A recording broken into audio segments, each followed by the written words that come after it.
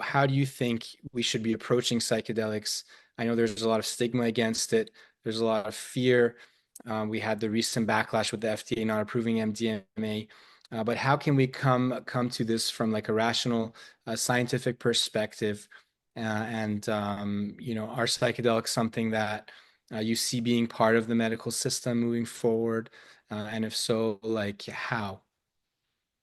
Yeah, I think it's a really important question because there are a lot of ways that psychedelics challenge existing models of healthcare and kind of medical approaches and approaches to treating mental illness and everything like that. And um, you know, one of the things with psychedelics is that, as I mentioned before, they're these profound experiential medicines. They're not like an SSRI where you just get prescribed and you go home and take it.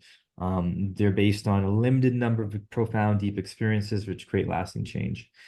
And the idea that the experience matters and that maybe the psychotherapeutic aspect of it, in addition to the drug, matters is challenges psychiatry, right? And challenges the FDA because the FDA doesn't regulate therapy. They regulate drugs and they regulate drugs that you can take and not know you've taken it because it has to be blinded in the studies. And so psychedelics really challenge a lot of things. But I think rather than rejecting psychedelics because they don't fit into existing frameworks, we need to learn from psychedelics on how existing frameworks are inadequate and how they could be developed and innovated and kind of brought into the 21st century.